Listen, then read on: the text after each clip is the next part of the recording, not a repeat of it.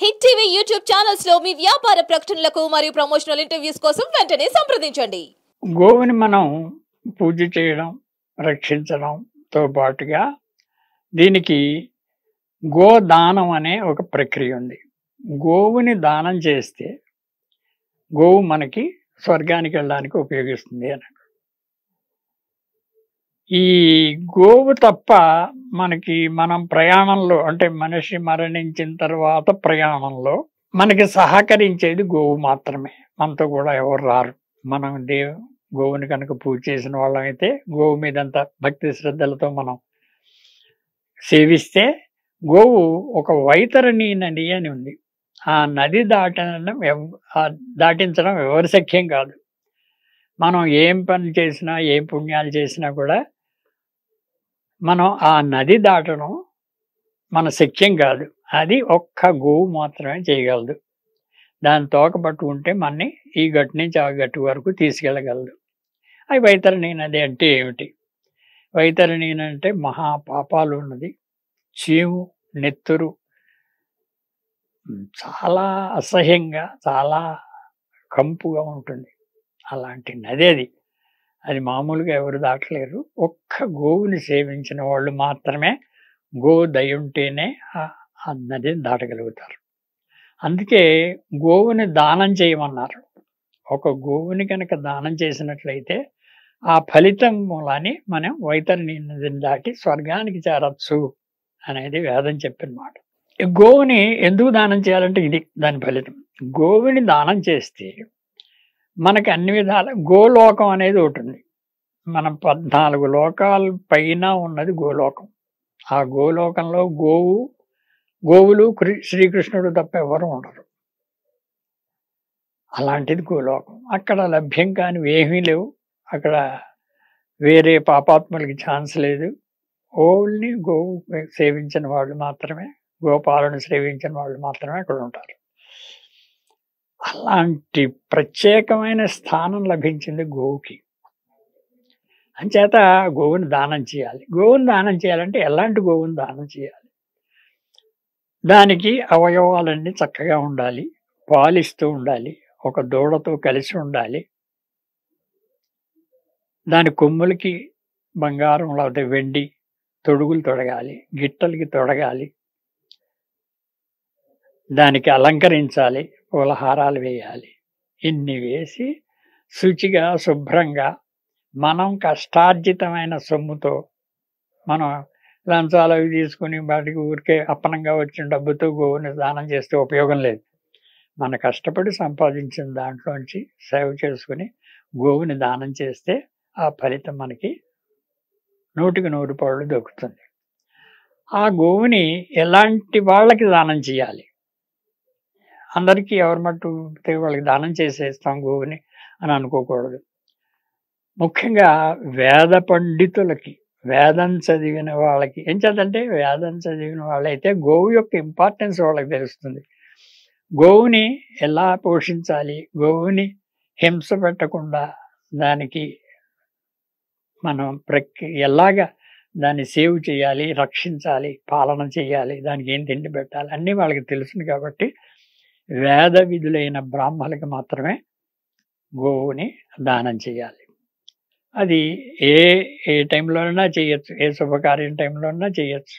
లేకపోతే ఏకాదశి రోజున ఇంకో రోజు మంచి ముహూర్తం అంటూ ఉండదు దానికి. గోవు దానానికి ఎప్పుడైనా చేయొచ్చు. షష్ఠబ్ది పూర్తి చేసుకుంటాం, భీమ ఉగ్రశాంతి చేసుకుంటాం, రథజ్ఞానం చేసుకుంటాం. ఇలా ఈ శాంతులు చేసినప్పుడు, యజ్ఞాలు చేసినప్పుడు, మంట్లో ఏ శుభకార్యమైనా ప్రతి పుట్టినరోజు కూడా చేయొచ్చు. ఒక గోవుని దానం చేయడం అనేది చాలా ఇంపార్టెంట్.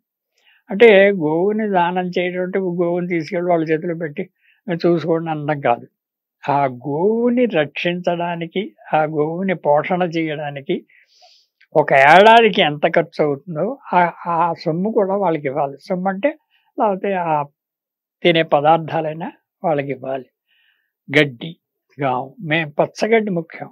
పచ్చగడ్డి అంటే పరమాన్నం లాంటిది అనమాట ఆవుకి. ఎండుగడ్డి అనేది మామూలుగా ఏది దొరకకపోతే ఎండుగడ్డి వేస్తున్నాం, కానీ పచ్చగడ్డి అనేది చాలా ఇంపార్టెంట్. పచ్చిక. సో అలాంటిది ఒక ఏడాదికి తగ్గ గ్రాసాన్ని ఆ బ్రాహ్మడికి ఇవ్వాలి. ఆ బ్రాహ్మడు దాని జీవితాంతం దాన్ని పోషించగలిగి ఉండాలి. దాన్ని అశ్రద్ధ చేయకుండా, అది అమ్మేసుకోకుండా, దాన్ని వదిలేయకుండా దాన్ని జీవితాంతం పోషించాలి. అలా పోషిస్తే దాని సంతానం కూడా అలాగే అభివృద్ధి చెందుతుంది. గో సంతతి పెరుగుతుంది. ఎడ్లుంటాయి, మనకి ఆవులుంటాయి, దూడలుంటాయి. ఇది పశు సంపద, గోధనం ఇది. అంచేత ఈ గోధనాన్ని ఆ విధంగా గోదానం ద్వారా మనం తయారు చేయవలసిన అవసరం ఉంది. గోదానం అనేది గొప్ప ప్రక్రియ. ఈ గోదానం ఈ కృష్ణ తులాభారం ఎలాగో గో తులాభారం అనే ఒక ఆస్పెక్ట్. ఇది చవన మహర్షి తన స్వీయ చరిత్రలో ఏమైందంటే, ఒక గోవు విలువ ఎంత అని ఎస్టిమేట్ చేస్తే ఒక రాజుగారితో ఆయన భేటీ వేసి ఓ గోవుని గోవు విలువ ఎంత అని అడిగితే ఆయన చెప్పాడు, 1000 వరహాలు ఇస్తాను, ఇంకోటి ఇస్తానంటే అదేం చాలదు, నా అర్ధరాజ్యం ఇచ్చేస్తాను అన్నట్టు రాజు. అది చాలదు, నా రాజ్యం అంతా ఇచ్చేస్తానన్నాడు. చాలదు. గోవు యొక్క విలువ అద్వితీయం. దాన్ని విలువ ఎంత అంత అనే విలువ కట్టలేం.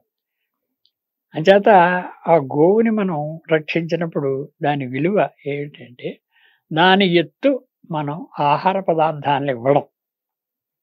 కృష్ణ తులాభారంలో కృష్ణుడు కూర్చుంటే కాటా తేలిపోతుంది.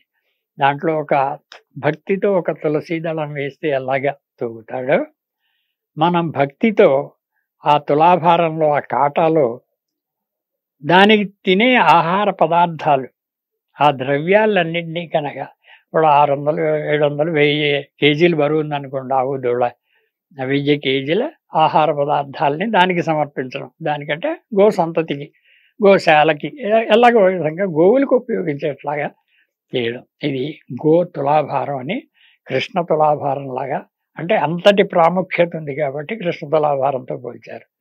గో తులాభారం అనే ప్రక్రియ ఇది. ఇండియాలో ఫస్ట్ టైం నేను ఒక 50,000 ఇచ్చే కాటా తయారు చేయించి, ఇనప కాటాని, దాంట్లో గోవుని నిలబెట్టి మొట్టమొదటిసారిగా విశాఖపట్నంలో గాయత్రి టెంపుల్లో గొప్పగా మనం ఈ గోతులాభారాన్ని నిర్వహించాం. చేస్తే చాలామంది అది ఉపయోగించుకున్నారు. చాలామంది కాటాలు దానికి ఆహారంగా ఇచ్చారు.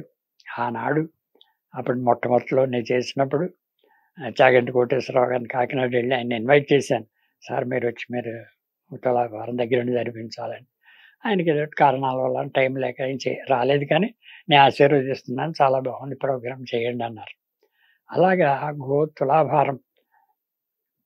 అలాగే గోవుని మనం ఈ రోజున దానం చేయలేకపోవచ్చు. అంటే అలాంటి గోవు దొరకడం, అలాంటి బ్రాహ్మణుడు దొరకడం, ఇది ఎలా చేయాలంటే దానికి తగిన ద్రవ్యాల్ని, దానికి తగిన వెండి, లేకపోతే బంగారం, లేకపోతే దాని తగిన తూకమైన బెల్లం, నవధాన్యాలు మూటలు పట్టుకొచ్చేసి దానికి ఆ విలువకు తగ్గింది, దాని బరువుకు తగ్గింది మనం ఆ గోవుకి సమర్పించడమే అది గోదానం అని. ఇది ప్రత్యామ్నాయ గోదానం.